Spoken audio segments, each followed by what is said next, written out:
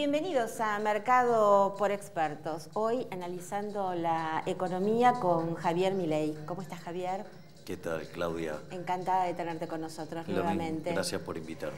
La verdad que una situación muy crítica, muy complicada para todos los argentinos en que te estamos convocando porque, bueno, queremos saber cuáles son tus conclusiones, sobre todo referente a la reforma previsional y sus efectos. Y me gustaría también escucharte desde el punto, no solo como economista, sino también como argentino. A ver, yo lo que creo es que la reforma del sistema previsional es necesaria porque el sistema previsional está quebrado. Los sistemas de reparto, como el que tiene Argentina, han sido creados básicamente para estafar a la gente. Pensemos que cuando Bismarck creó el sistema de reparto en Alemania, la gente se iba a jubilar a los 65 años y la expectativa de vida era 40, o sea, era literalmente una estafa. Sí. Es como que hoy le ofrezcas dar jubilaciones a los 115 años. Bien. Eso, digamos, muchos de los políticos se dieron cuenta y lo utilizaron justamente para robar a los jubilados o a los futuros jubilados. En el caso argentino, el que lo implementó fue Perón, y el problema fue que no solo, digamos, saqueó las cajas Perón, sino los que vinieron atrás haciendo peronismo sin Perón. Sí. Eso llevó a la quiebra del sistema previsional y en los 90 tuvo que ser privatizado porque evidentemente no resistía más. Después, en otra maniobra acorde a la historia del país, el peronismo volvió a saquear las cajas de la mano de Néstor Kirchner, porque en el año 2008 se llamó a una votación por parte de la gente para que decidiera estar en el sistema de reparto o quedarse en el de capitalización. El 90% de la gente decidió quedarse en el sistema de capitalización y, sin embargo, a Néstor Kirchner no le importó nada y aún así al otro año manoteó los fondos porque, claro, era un montón de plata y, digamos, y él la iba a manejar. Obviamente que se manejó de una manera discrecional en contra de los aportantes. Yo recuerdo cuando Bossio decía que, bueno, él conseguía un retorno del 16% y la inflación era 30%. O sea, con lo cual, digo, eso te muestra que además descapitalizaron el Fondo de Garantía de Sustentabilidad. Y además esto se complementa con dos medidas absolutamente descabelladas por parte de Cristina Fernández de Kirchner, que tiene que ver con la fórmula de movilidad, que a la luz de que se mentía la inflación, crear una fórmula para tratar de ajustar las jubilaciones. Ahora, esa fórmula está tan mal hecha y es tan disparatada que en un contexto donde desde el 2008 en adelante el PBI per cápita quedó constante, o sea, obviamente con oscilaciones, pero constante, las jubilaciones aumentaron 24% en términos reales. Eso te muestra que es un disparate la fórmula. Y por otra parte, la irresponsabilidad de jubilar gente sin aportes, llegando a duplicar los jubilados. Entonces, eso hace que el sistema previsional hoy genere un déficit en términos del PBI de 3 puntos y creciente en el tiempo, cuando podría estar, digamos, y las medidas de Cristina son 6, 7 puntos, o sea, con lo cual el sistema hoy podría estar superavitario. Entonces, vos tenés que hacer la reforma previsional, tenés que, digamos, cambiar la fórmula, tenés que extender la edad jubilatoria y tenés que bajar el beneficio. ¿Por qué? Lo primero tiene que ver con la dinámica de precios, por decirlo de alguna manera, la segunda con las dos, y tercera tiene que ver con recomponer el equilibrio, pero digamos, en cantidades. Pero quiero hacer un punto, o sea, ahora, vos tenés que hacer esa reforma, la tenés que hacer a fondo, no un parche, pero lo tenés que usar los fondos que vos generes para recapitalizar el sistema. No para darle la plata a Vidal y de esa manera consolidar el proyecto político de Vidal y con eso buscar la reelección de Macri. Sí, ahora, todo esto que vos planteás como que debe suceder, ¿no es cierto?, en función de que realmente los números no cierran, ¿está en línea con la reforma previsional? No, es que claramente el problema es ese, o sea, en lugar de recapitalizar el sistema, lo usan con fines políticos para financiar la transferencia de fondos a Vidal. Es decir, yo no discuto que la provincia de Buenos Aires esté quebrada y que está siendo perjudicada por el sistema de coparticipación, porque el problema de la coparticipación es un problema de la coparticipación primaria, que es entre la nación y las provincias, y después un problema de coparticipación secundaria, que es entre Buenos Aires y el resto de las provincias, donde Buenos Aires aporta 40 y se lleva 24 y está siendo perjudicada. Pero eso no significa que Vidal, digamos, que ella es tan comprometida socialmente, que es tan socialista, Dios se la agarre con los jubilados, ¿no? Claro. O sea... Ahora, digamos, esto sería lo que hay detrás de la segunda mirada detrás de la reforma. Ahora, cuando se hace la reforma, justamente, digamos, ¿cuál es el fundamento?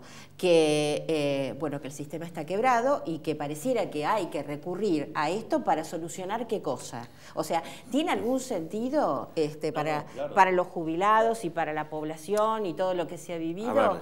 Desde el punto de vista económico. Después te pregunto como argentino. Claro, evidentemente, o sea, vos esto lo tenés que hacer desde el punto de vista económico y deberían haber ido a fondo. Sí. Sí, pero el problema es que en lugar de capitalizar el sistema, lo usan con fines políticos. Y yo creo que ahí es donde se arma el desmadre. ¿Por qué? Porque esta es una pelea de chorros. ¿Quiénes serían? Los dos bandos. ¿Los dos bandos? Sí, claro, porque si van a estar usando, digamos, es la reforma para financiar la política, ¿cuál es entonces la diferencia entre el gobierno actual y el anterior? Ninguna. Es lo mismo, digamos. Claro, y la oposición, del otro lado, la oposición son los que quebraron el sistema, los que se afanaron las cajas, los sodomitas del capital, una banda de forajidos.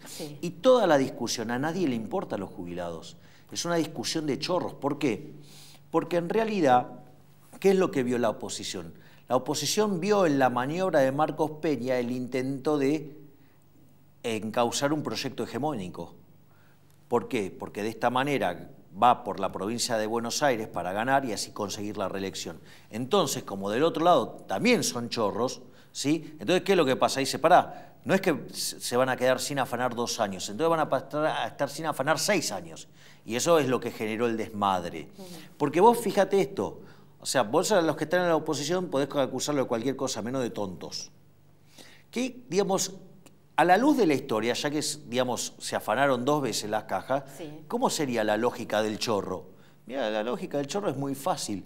Dejá que el gobierno pague el costo político, dejá que use esa plata para arreglar el sistema de jubilación, que la plata se acumule y cuando vuelven al poder se la vuelven a afanar. Es decir, con lo cual, si Marcos Peña no se hubiera pasado de listo, no hubiéramos tenido todos los desmadres sociales que hubo después. Es decir, entonces digo, porque esto es muy gracioso, porque después hablan, no, vieron que si iban por el, digamos, si van por el shock, no por el gradualismo, si todos los desmadres los armó Marcos Peña, digamos, queriendo, digamos, mexicanear a los de la oposición. Sí. Bueno, o sea que, ¿y cuál es tu sensación como argentino?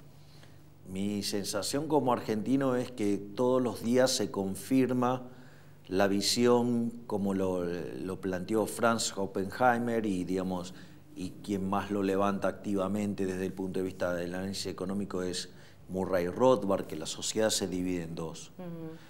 Entre los que viven del fruto de su esfuerzo, del trabajo, de la producción, de servir al prójimo con un mejor bien, a un mejor precio, con una mejor calidad, ¿sí? Es decir, que lo que se llaman los medios económicos, y los que son parásitos, es decir, viven de robarle al que genera, al que produce, que son los medios políticos. Y cuando vos ves la verdadera discusión, te das cuenta que la discusión, a todos los que estaban ahí, a ninguno le importaba a la gente. Lo único que les importaba era hacerse del poder para poder afanar. Es decir, mientras que nosotros seguimos pagando más, ¿no? Porque digo, qué interesante, ¿qué dijo Macri? Todos tienen que poner algo, ¿no? Ahora sucede que los gobernadores no ponen nada, la nación no pone nada y Vidal se lleva plata. Y pierden los jubilados. ¡Vamos! Y pierden, digamos, o sea, parte del sector privado. ¡Vamos! O sea que esto no va a sanear el sistema previsional y tampoco va a aportar nada al déficit, digamos, en el sentido beneficioso. O sea, no lo va a disminuir. Al sistema previsional lo va a dañar más. Claro. Porque, digamos, o sea, estás haciendo cosas, pero no lo capitalizás, o sea, porque te la estás gastando en la política, con lo cual al sistema previsional, o sea, no solo que lo empeorás ahora, sino que lo vas a empeorar más para adelante. Y por otra parte, no sé, digo, yo la verdad es que la veo mal, o sea, porque digamos, o sea... Y a ver, Javier, ¿esto es gradualismo? Sí, es gradualismo, pero... ¿Cómo sería de shock? No, de shock, digo, es hacer un programa fiscal inteligente donde pierden los políticos. Por eso, con Diego, vos fijate que, digamos, algunos impresentables del gobierno, como Eduardo Amadeo o como Ferminio Iglesias, ¿sí? Digamos, que salen a agredir a los liberales, sí. Que en realidad, ¿sabes por qué lo agreden a los liberales? Porque son los únicos que ponen en evidencia sí. que el problema son los políticos, claro. que el problema es el Estado, y como sí. ellos viven de eso, vos fijate que, digamos, tanto Eduardo Amadeo como, digamos, Iglesias nos acusaron a los liberales de no hacer propuestas, lo cual es falso. Nosotros hemos hecho varias propuestas y vos fijate que siempre nos estigmatizan diciendo que vamos sobre los más vulnerables, lo cual es falso.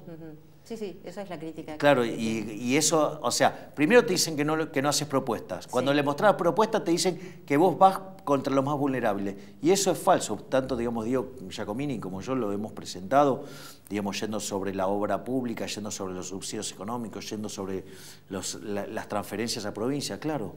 ¿Qué pasa? Ellos crean un falso dilema para seguir escondiendo los curros de la política.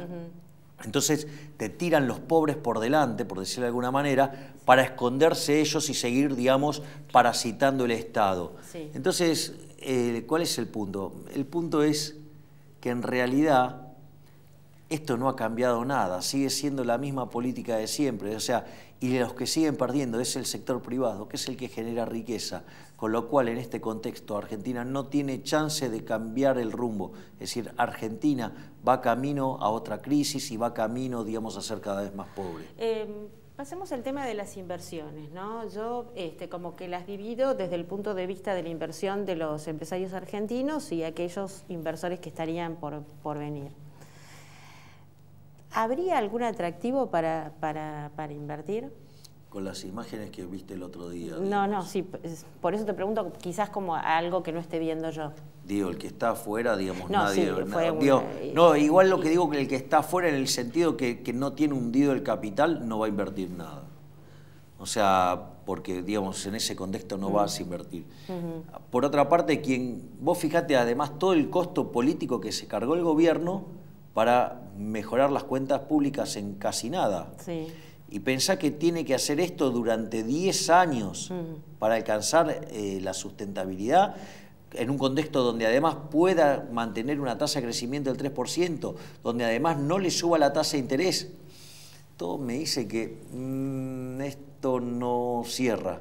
Y si vos conocés que todas las crisis argentinas tienen origen fiscal, o sea, vos cuando vas a invertir, cuando está todo caro o cuando está barato. Vas a invertir cuando está barato. Nadie va a invertir en Argentina. Y decime, debe haber gente que tiene sus ahorros.